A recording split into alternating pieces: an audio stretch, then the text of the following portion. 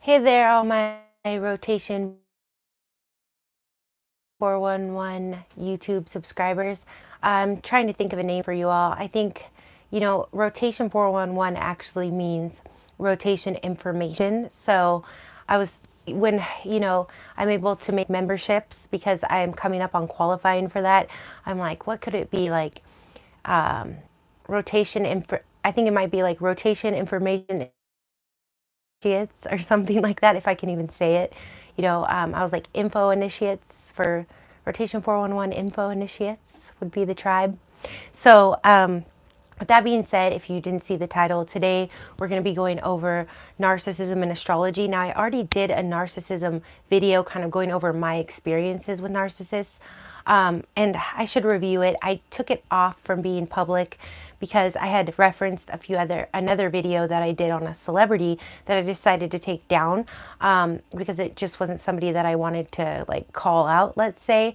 So in that video, I say, oh, check out that video. And then I took that video down. So that's why I took the other one down. I also felt a little bit of guilt about exposing the narcissist, one of the ones about in that video, which is a big deal. And so I only have about a half an hour today. I kind of got a late start. So we'll probably delve into this tomorrow. If you hadn't noticed, I hadn't been on yesterday or the day before, primarily because I just really couldn't think of anything to talk about, and I've had a lot going on. So, man, I just had a light bulb go off, you guys, and I was like, oh, exposing the narcissist. If I go across it today, it's an important thing that I have seen some videos talk about. For me personally, I had this whole vendetta to expose the narcissists in my life. My ex-husband was a sociopath, I believe, which they say, and this made sense when I heard it. I think it was Dr. Romani, who's a big, psychologist that has a YouTube channel. It was like she says that all sociopaths are narcissists. There's like this thing called the dark triad, but not all narcissists are sociopaths. And I actually think sociopaths are much better at deceiving you and actually making life feel a little bit more normal. For me personally, I felt like my ex-husband, who I believe is a sociopath, was a lot easier to live with than most narcissists. He was a lot more physically abusive, but he also helped the household and helped me like build and grow as a person, where most narcissists, they kind of just suck you dry and they're always pulling the bottom out from under you. So I'm a very productive person, so I did feel that dealing with a sociopath was a bit more productive, at least for me, than a narcissist, if that makes any sort of sense. Besides the brutality and them keeping you up all night fighting and the unfairness and similar games. I just felt like, probably a lot more dangerous to be with a sociopath, but, and life-threatening.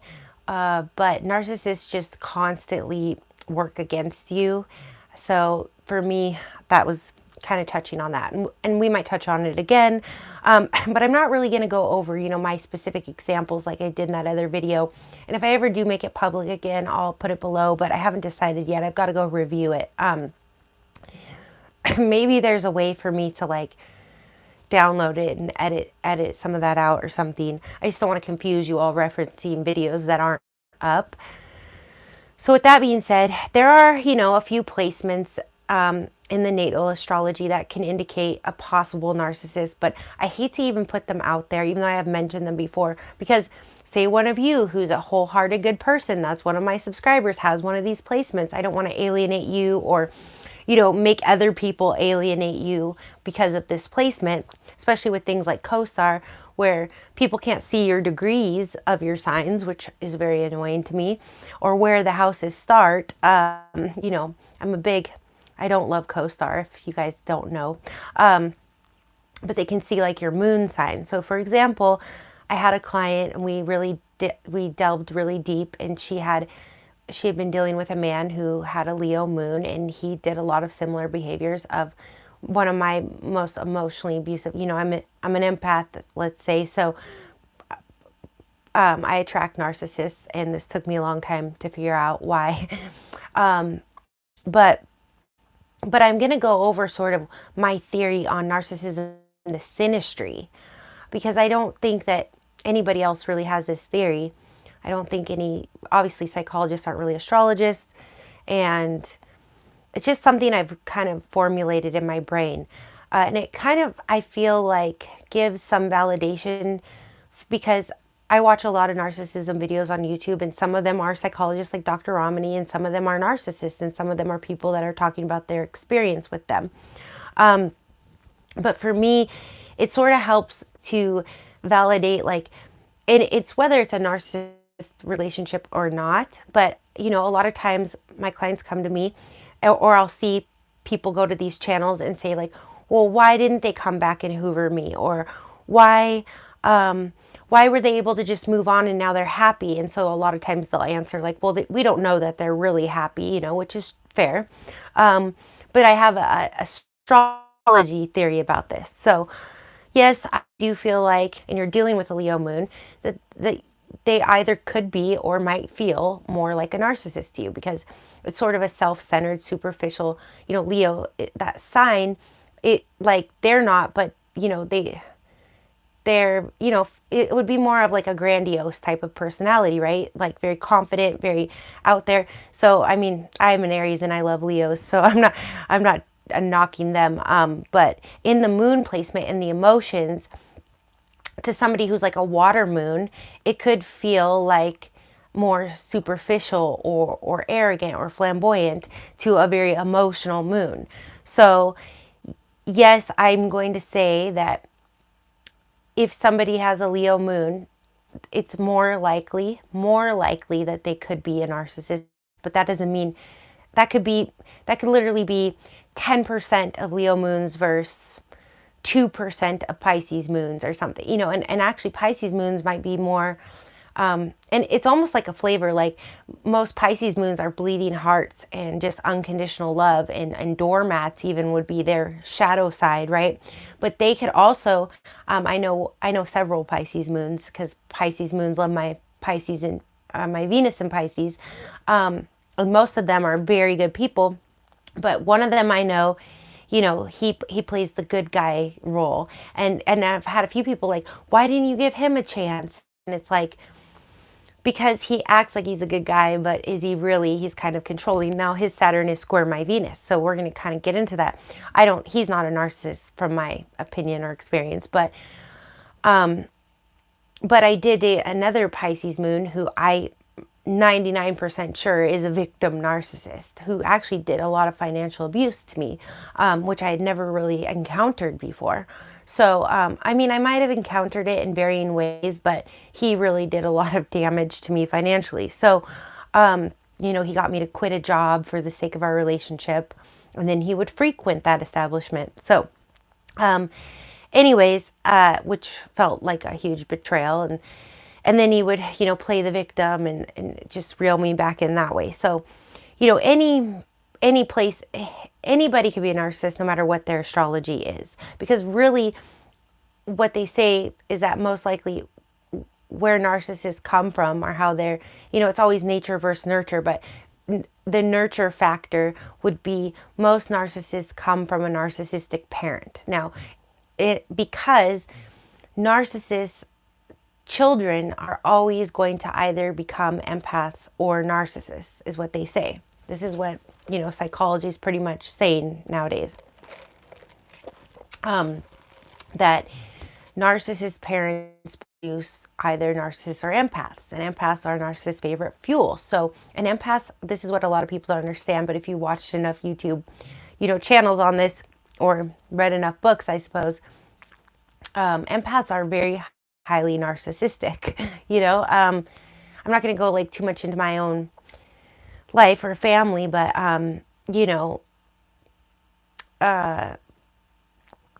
there's a lot of pressure on you, you know, to look a certain way and to conform and things like that. So you learn how to cope by, you know, either manipulating or adopting or mimicking narcissistic traits at times.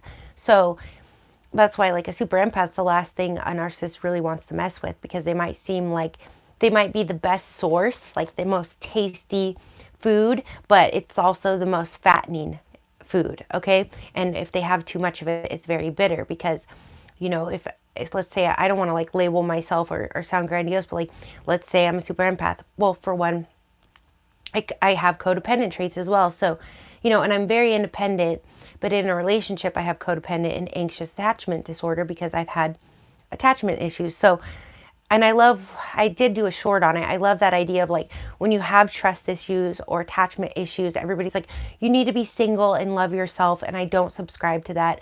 I think that how are you, this is the short, she's a woman that talks about attachment.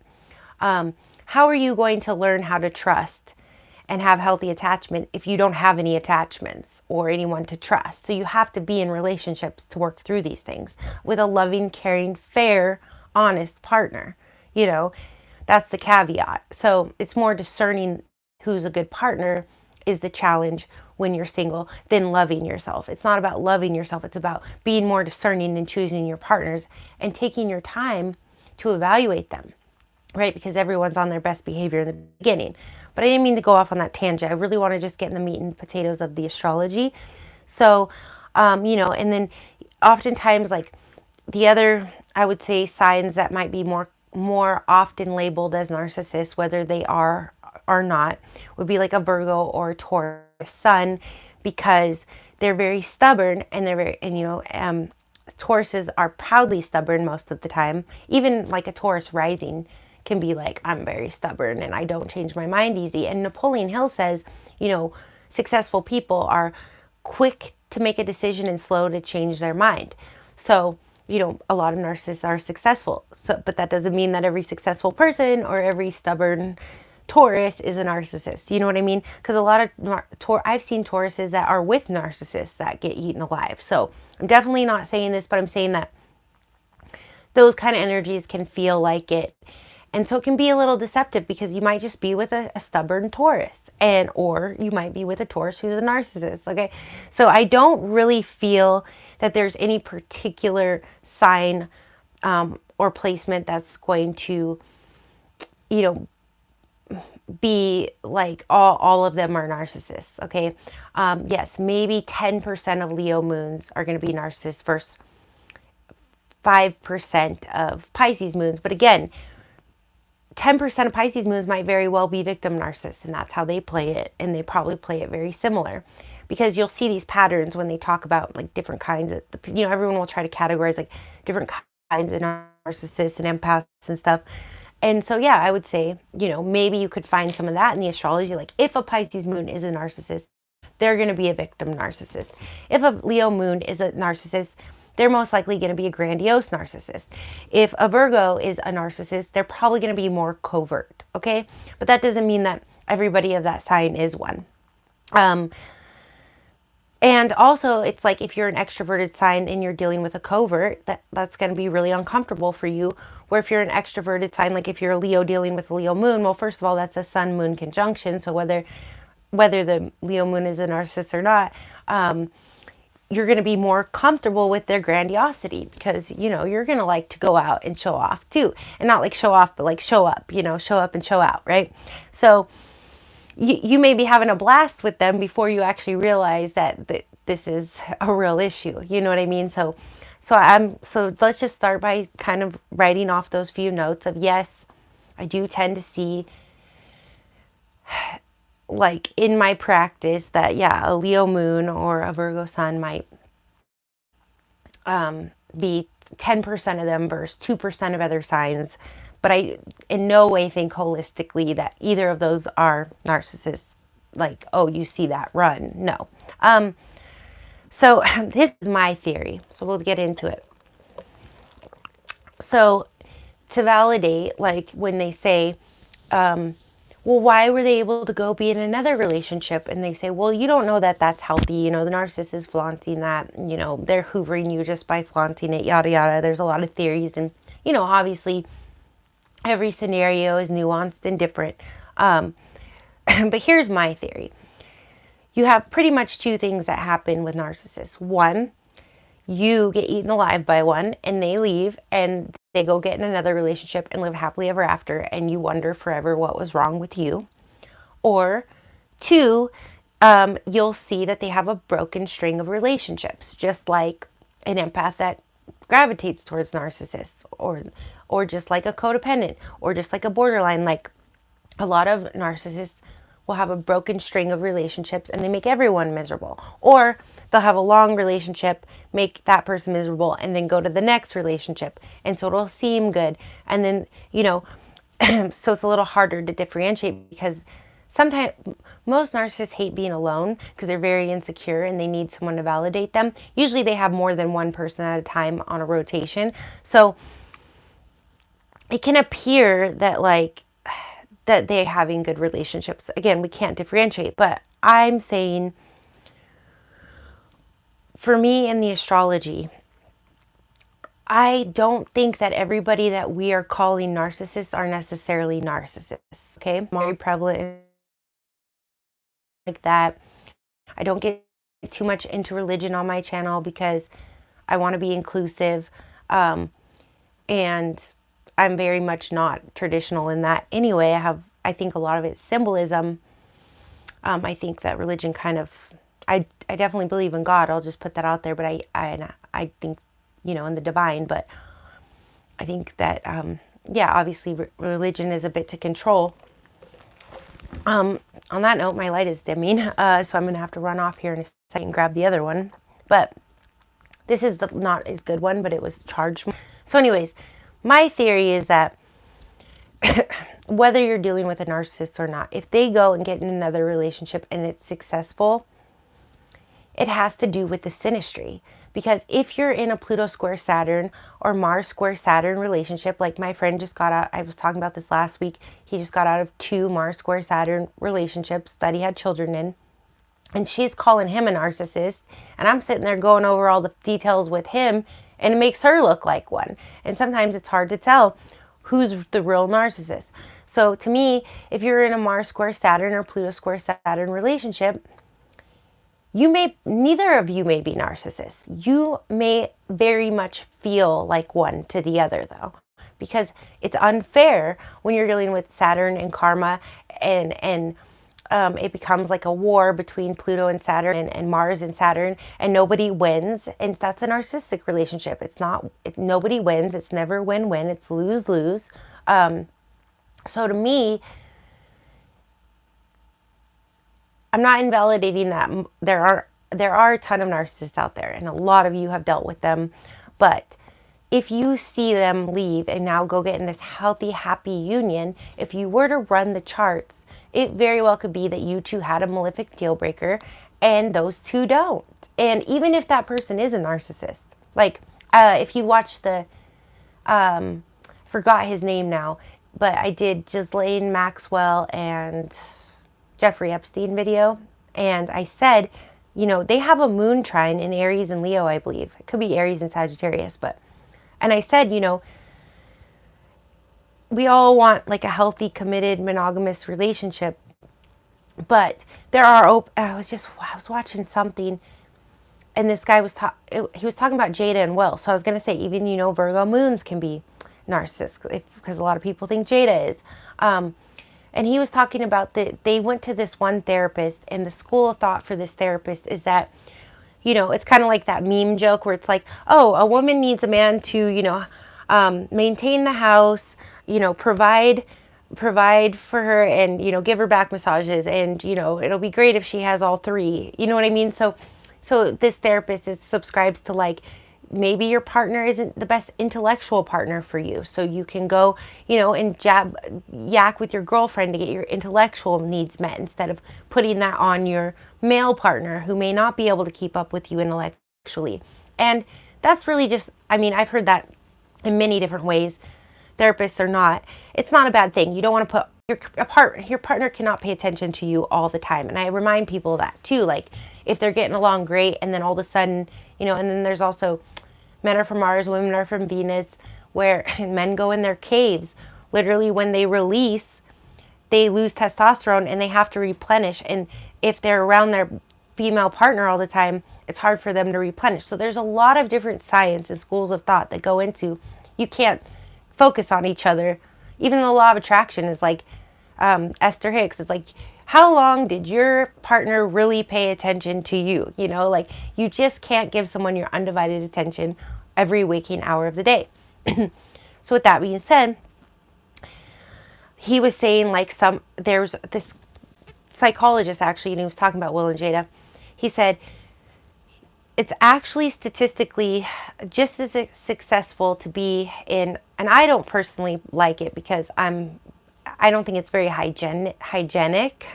Just like, let's talk like pH balance, okay? I don't know if I'm allowed to say that on YouTube.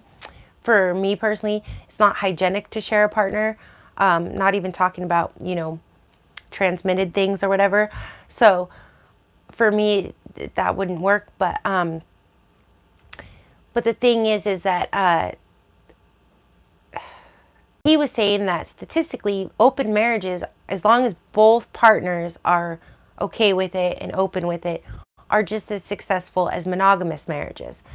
So with that being said, I don't know where I went way off on this from. Synastry deal breaker asks us, make us feel this way. Okay, so Ghislaine and Jeffrey Epstein have this moon trine, okay, and she enabled, encouraged, and participated in his perversions, okay? So if you are with someone who's an actual narcissist, okay, and it's not, and you two have Mars square Pluto, and you get married and divorced after 5 years, and you just swear they're a narcissist, maybe they swear you are one too, and then they go live happily ever after with somebody else, they still, I'm saying they may not be one. It could have just been your synastry aspect, and you both felt that way about each other, and you both behaved in narcissistic ways because it was a battle. Or, you know, or maybe they did, and you had to, you know, you had to combat that, just like empaths do. They have narcissistic traits because they've learned how to deal with narcissists. Usually they can kind of maneuver them even better. But you can never win. It's always lose-lose. So don't try it. It's not worth your life force. But so if they go off with a new partner, right, they still could be diagnosable narcissists, but they have good synastry, and so that other partner is able to deal with their narcissism. So don't beat yourself up if, you know, you're with a narcissist and they leave and they live happily ever after with someone else. Check the synastry if you can get there, you know, the new person's birthday. Now, as far as my other theory on it, you know, a lot of narcissists aren't successful in relationships, and they have a string of broken relationships, just like empaths that end up with narcissists, okay? So sometimes empaths look like narcissists because, like, well, why can't they get it together, you know? They drive everyone off, you know? So it's hard to tell from the outside, but I'm just connotating this with the synastry.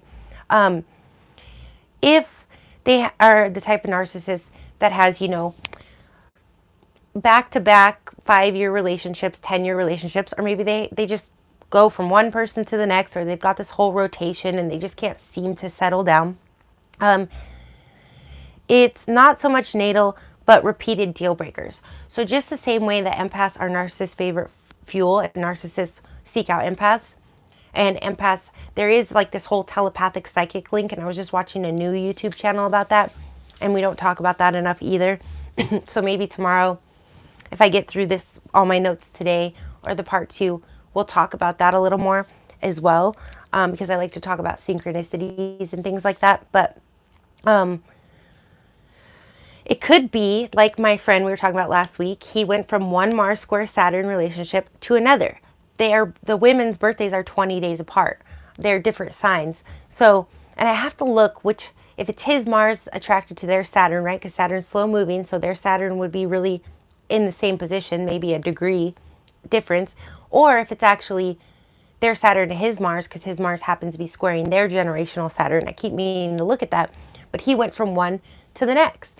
The first relationship, he actually, you know, enough went down that he was like, this woman's going to put me in the pen or the grave, you know, and he was done. And she begged and no. And then he ends up ultimately in the same aspect with another woman for a very long time.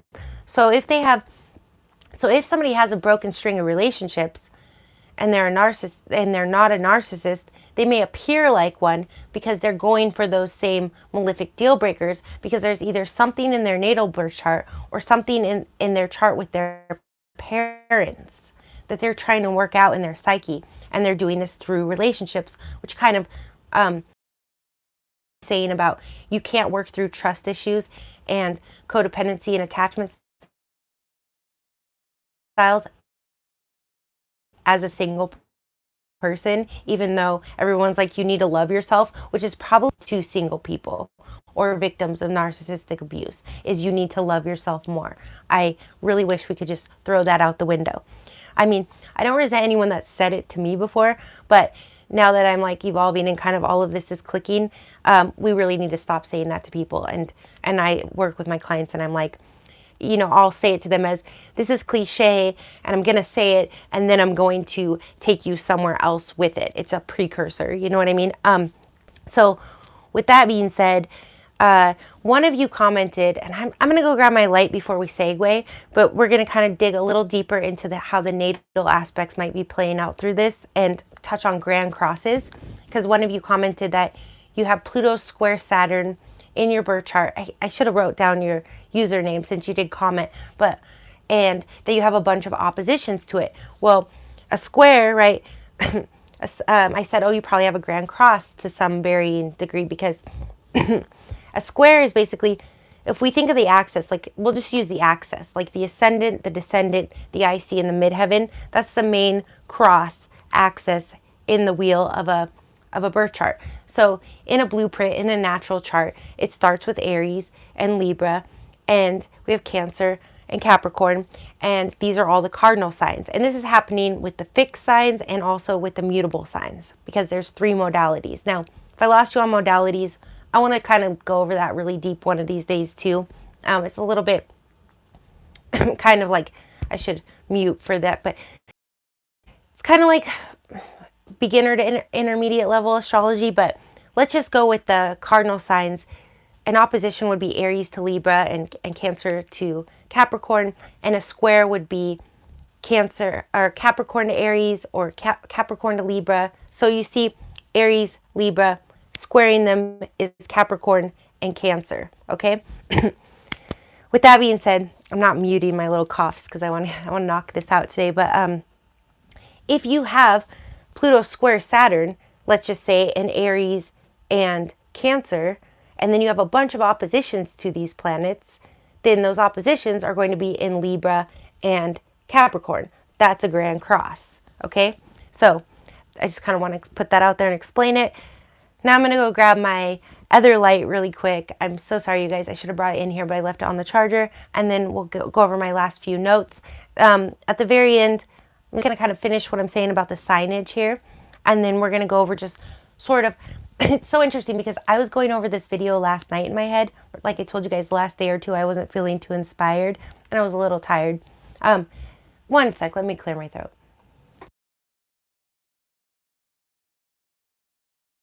It always goes a little quicker when I actually have my notes ready. But it's so interesting because I was going over this last night, just this whole thought process of how to explain to you guys, you know, narcissism in the synastry.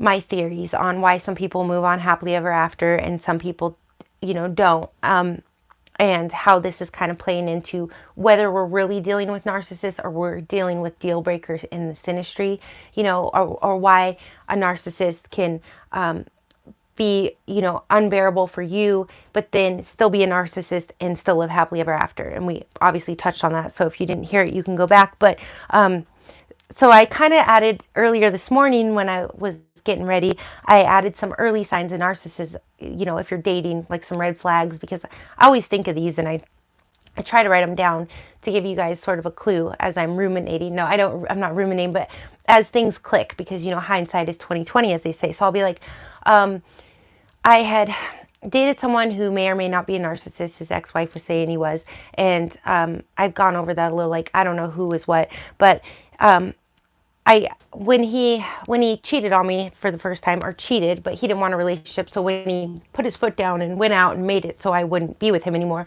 I very firmly said, don't call me, don't text me, don't come to my work. And I went no contact. And it was one of the hardest things things I ever did because I really liked him a lot. And it was probably the most firm I've ever been, but I just knew that he would drag me through the mud forever. And he knew that he had me, you know? So, and probably because I cared more deeply for him than even other narcissists that I got with. It was like I didn't really like them at first, and then they somehow suckered me into their game. But with him, I really did like him, so I was like, this is going to be way too painful to get drugged through. So I just really put my foot down. Well, about a year and a half later, we reconnected, and I was telling my friend today, so I wrote these early signs and things click. I'm like, when we reconnected, I would tell him a story about a year and a half before. Like, remember when you said, like, you knew her, that one chick's, your buddy's with her boyfriend? And he's like, I don't know who you're talking about. You know, and at the time I didn't think much, but like a month ago, because this has been like almost another year now, I'm like, he was gaslighting me. He's just denying reality, you know, because there's nothing like bad about him knowing what I was talking about. There's no reason to deny it, right? And he said that must have been someone else, you know, so then there's like this guilt trip. But I mean, maybe he genuinely didn't remember, but the craziest part about this is I wrote these early signs down today, and I'm sure that was one of them. We'll get into it. And my friend writes me out of the blue, a childhood girlfriend of mine, and you know, I told you guys I'm kind of busy in my hometown, so I've actually had the opportunity to go see her and meet her guy and everything, and this seems like one of the best relationships that she's had, and she's just confiding in me. I'm not going to put her business out there all of a sudden today about how she thinks he's a narcissist, and she's like, you've dealt with this, you know, can you help me? And I think she's more just looking for empathy than anything. And she's had her fair share of trials, and she also lost a really good partner to just basically a widow with her child's father. But anyway, so I don't even think she was really looking for information, because she's already kind of seeking it out. She was just, I think, looking for empathy or like someone that could relate. So with that being said, it was just weird to me how I decided, because I try to stay off this. I try not to throw out narcissists all the time. You know, it's overdone. But this theme came to mind about the synastry in it, and I wanted to put it out there. So when that happened, it was just weird. So she reached out to me, and then she was going over that. She's like, and I was talking about denying reality and all that. Give me a quick pause, you guys, intermission. I'm just going to grab the other light because it's getting so dark and it's driving me nuts. And then I'll quit like rambling and get more back to, you know, a solid point. Hopefully you can hear me well. One second.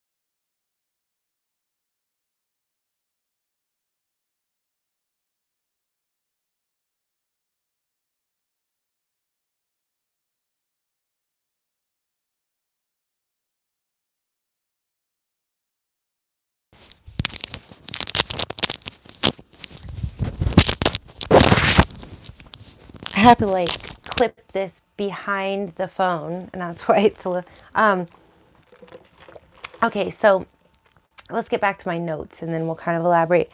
And if you guys are in here, you know, say hello if you have anything to comment on this. But discuss square. Let me just read my note really quick. Discuss square.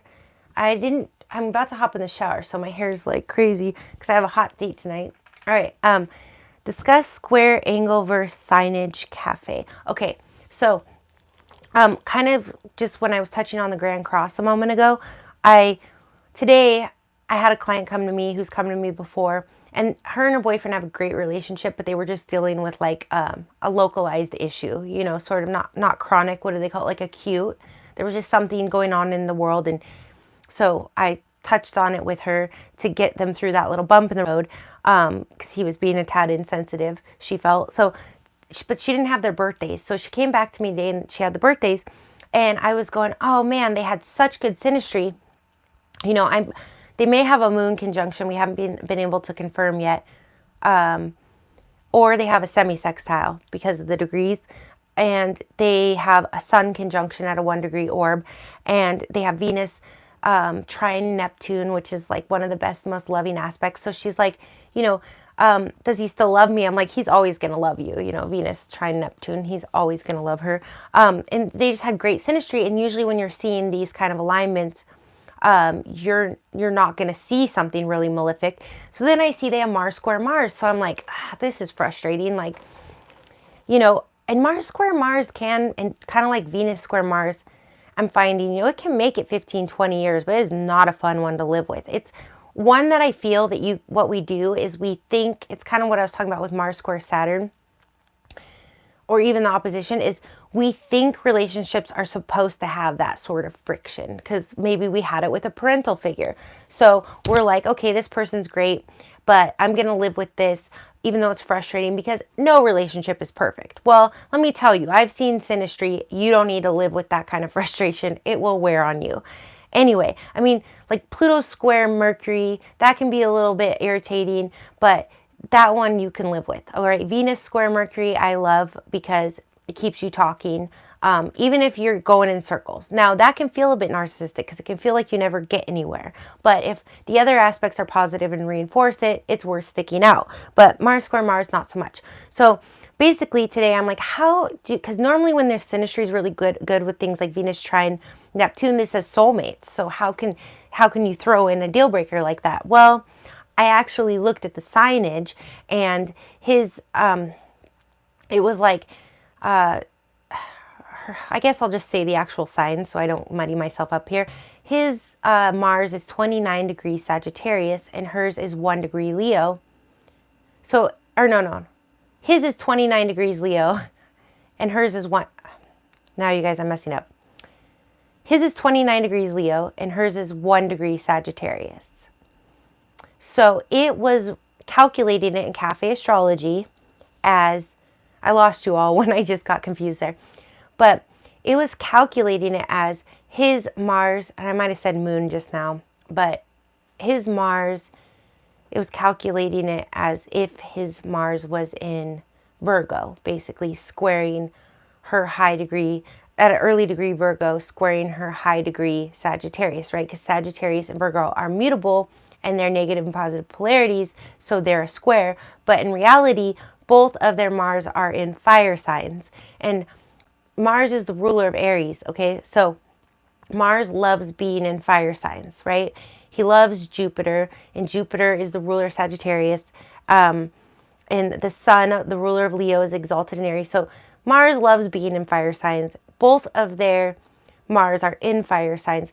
So even though at an angle it is a square, right? Sagittarius to Virgo would kind of be that square because because his Mars is actually 29 degrees Leo and not pushed into Virgo, it's actually a trine signage wise. And one of you asked me this in the comments, so I'll just say it again for those of you that didn't hear it. Signs, for me as an astrologist, overpower angles and aspects. So if it's making a square, which means it's what, you guys, 90-degree angle, but it's like, so Cafe Astrology said Mars square Mars, but when I look at the actual signs, when I ran their birthdays, it is not actually a square by the signs. It's a trine by the signs, if that makes any sense to you guys. It's in friendly signs, very friendly signs. They're in the same element, fire. So I said it before, but just again, if you didn't know, signage overrules aspects, okay? So same thing, if it said a moon square moon, which it wouldn't pull up in Cafe because it doesn't run it that way. But if you use divinetimingdatabase.com and it says moon square moon, check the signage because it could be the same thing and you don't actually have a moon square by signage. They're in very compatible signs. Now, I mean, maybe because it is a square by angle, maybe it's a challenge, but when they're hitting that challenge, it's in, friendly energy. So it actually might even be stronger than a trine in a way. My moon is conjunct my boyfriend, Saturn, Neptune, Uranus, in our synastry. Any insight on any of these? Well, the first thing I would always say to you is are your moons compatible? Because if your moons, you know what I mean, like where is his moon at? You know what I mean? But let's see, is opposite Saturn square? Yeah, like I would need to know Saturn, Neptune. It's just that in itself isn't enough. Like I could give you the definition: moon opposition Saturn. It's going to create a little bit of sensitivity on your part, but it'll also give you some security with his Saturn. Moon opposition Neptune, very dreamy, psychic contact, soulmate. Uranus, it's going to make you feel at times like he's a little unstable. But any moon contact in synastry is good with anything because, you know, it's your soul. So yeah, he might shake you up a little bit. And in opposition, there might be times where you have to, maybe you feel a little anxious attachment from his Uranus contacting your moon. So you have to reach out and get reinforcement from his Saturn. So you might need a little reassurance at times.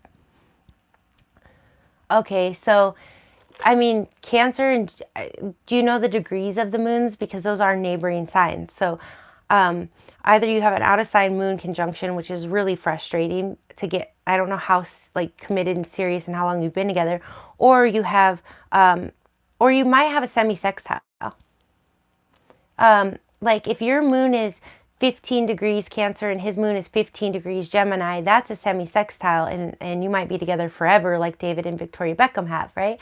But if your moon is 25 degrees Cancer and his moon is 5 degrees Gemini, that's an out-of-sign conjunction. That'll drive you nuts. You may not ever be able to actually live together and have a household. So definitely try to figure out, I don't know if you can get if you have his birth time or if you figure that out, but definitely try to figure out the degrees on that, because neighboring sign moons, it's such a strong pull. You saw that magnetic pull to each other. It's a subconscious thing. You know, the moon rules the tides of the ocean, as I always say. So you really want to make sure that those degrees are good and that it's not an out of sign moon conjunction.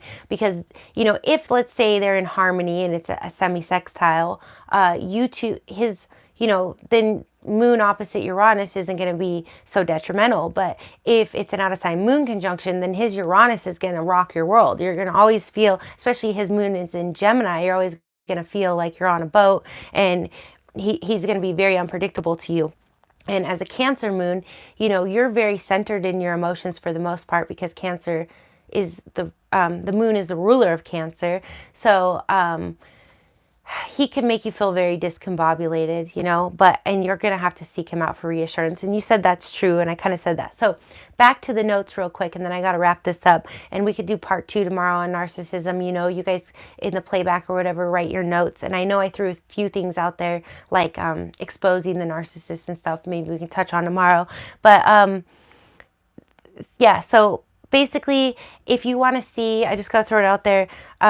If you don't really have a partner right now and you're just kind of looking and you're wondering, or you're kind of skimming over past birthdays of partners, you could do the birthday search on rotation411.com, and I can give you the birthdays of the best matches for you out there, and eliminates all those malefic deal breakers with the generational planets. But you do have to have your birth time for that. And then, you know, if you haven't yet, submit to divinetimingdatabase.org if you want to be matched astrologically. I'm getting more and more people in there, and we need matches for them. Or, you know, if you're not looking, definitely put the word out there. It's a really good affiliate program. You know, you get 1,000 people in there. It's extra $1,000 in your pocket. Oh, awesome. Thank you, Sage. Thanks for your feedback. And yeah, let me know if you ever have any questions. So we're just going to wrap this up. I'm just going to run over. Hopefully I don't go on any long tangents, because this was only supposed to be 30 minutes. And when my phone battery gets low, it just kicks out and like cuts off the last 10 minutes of the video. But early signs that you're dealing with a narcissist.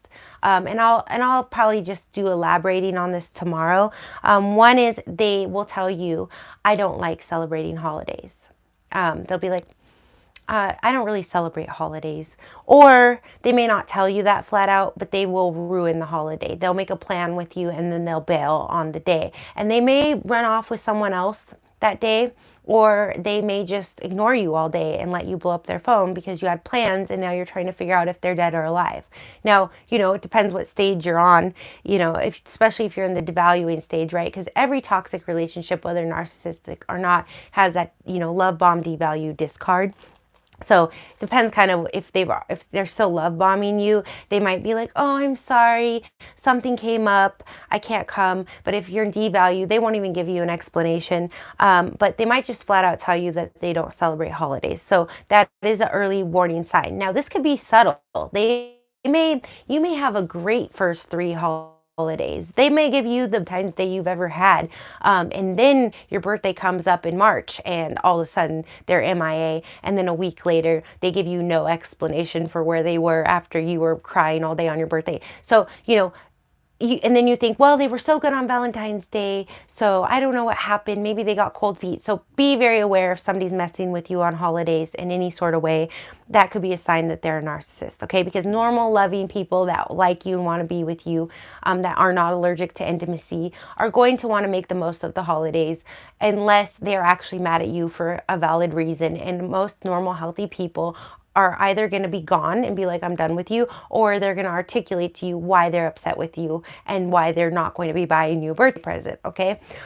Still, even then, a narcissist could articulate, like even a sociopath, how we were talking earlier, but if it becomes a pattern, just be very aware. That's going to be one of the early signs, especially if they say they don't celebrate holidays.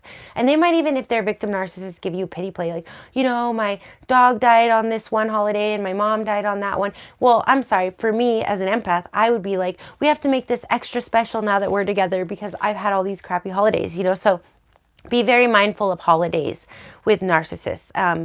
Lee Hammock, the self-proclaimed narcissist, he talks about that a lot, that, we love that he's like, we love to ruin holidays. Indifference and contempt underscoring love bombing. So it'll be, the narcissists love to create cognitive dissonance. So I remember with one of them, like in the beginning when they're love bombing you, like they could be, they could be buying you lunch every single day and sending flowers to work and good morning beautiful and good night love and all that, and yet there will be this weird indifference where you don't quite know how they feel about you, so you try to give them the benefit of the doubt that maybe they're emotionally reserved because they obviously like you and they can't get enough of you, but there's this weird indifference and uncertainty about where the relationship is going. So you figure, well, they're doing all these great things. If I just hang on, they'll open up, they'll come out of their shell, but it'll just get worse over time. And you'll never, that's another kind of early warning sign, but you'll see it as it goes on. And this is kind of how they keep people ensnared for years, it's the future faking, right? And somebody was talking about this new channel I'm watching, like the third component. So when you break a soul tie with a normal person, they were saying there's only one cord in a normal loving soulmate connection, but in a trauma bond or with a narcissist, there's three cords. And he was saying like one cord is actually the future, letting go of the future that you envisioned with them. And I don't remember what the other two cords are right now, but future faking is a big thing with them. So they'll be indifferent about the future and you'll keep wanting to know, and you may ask them, and I usually advise clients not to ask people where it's going, especially if they have like Saturn square Mercury, because it's just hard to discuss the future with that one. And if the relationship is overall otherwise good, then why add stress? And with like Uranus squares, if people really are in love, I'll be like, just take the time that you spend with them as the time, even though I'm trying to steer them away kind of from it. So let them come to acceptance that is probably not the right person. But yeah, so you'll never quite have an answer about the future, which is also cognitive dissonance. My phone's dying here. So, and I remember one time with one, he's actually diagnosed BPD, but I've heard like that could be misdiagnosed narcissism. I remember he was love bombing me, and it was just like all of a sudden I was talking to him and there was just like this contempt, like he had contempt in his face at me, and I'm like, whoa, like I feel like contempt from you right now. Now granted, we had Mars square Mars, but he's like, what do you mean, what are you talking about? So any early sign of like contempt on their face when you're having a good time and it's a lighthearted conversation and you couldn't have possibly said anything to offend them, that's an early warning sign as well. And I'm saying if they do that, you might have said something, if a normal person and they're just trying to be polite, but you'll notice it. It'll be sort of underlying. You'll feel contempt at weird times or like this weird animosity, or like another time, my power went out and I had to do something on one of my websites, and it was out for like 24 hours, and I was dating him and we were getting along great, same one. And I'm like, can I just come over for a few hours to work on my computer? You know, I'm fine with my candles and everything. It wasn't like I ever impose on this man, and he's love bombing the crap out of me. So it's like, but he was just so annoyed that I was coming over for a few hours to work on the computer, even though he had offered his place up to me many times. It wasn't on his schedule, and I had a problem, and that was an inconvenience for him. So, you know, that's another kind of just example for you guys. Indirect answers, kind of going back to like the indifference and the cognitive dissonance. You'll ask them something, they'll be like, "Oh, I really like spending time with you," but you're like, "Okay, so you know, are we exclusive?" "Oh, well, not yet." You know, so it just their answers always kind of contradict, or they don't have a direct answer for you, which goes to mixed signals, which I was watching. What's it called? I gotta find that channel's name. My battery's gonna die and this is gonna click off. And so tomorrow we'll get into indirect answers and whatever I was just touching on. Hopefully I remember. And financial abuse we'll dig into more, because this was new to me, and I've dealt with a really emotionally abusive narcissist, probably one of the worst ones I've ever dealt with, and I still had never come across financial abuse until recent years. I kind of mentioned it earlier, like he had me quit a job and everything. So we'll dig into financial abuse tomorrow. I pretty much got through all the points. I'll review this video and kind of make notes, but tomorrow will probably be something else, but we'll start out with just capping off this. But I want to go before the battery dies and it clicks off. So thank you, Sage of the Lotus, for sharing your thoughts, and it was fun running over your synastry with you really quick. And for the rest of you, I'm sending you all love, blessings, and light. You can write your questions in the comments afterwards, and I could touch on them tomorrow. If you want a personal reading from me, it's rotation411.com. And if you haven't yet, I do have matches in there waiting. Submit to divinetimingdatabase.org if you're single and looking, and then you can, you know, chat on there before you actually, you know, give away any of your info. And I think I'm just going to go ahead and invest and update it where you can do like the FaceTime and stuff. I was waiting until there were more people in there, but there are a few matches in there now. So, all right, that's all I can fit for today. I got to get ready for dinner. I'm sending you all lots of love, blessings, and light as always. Thank you.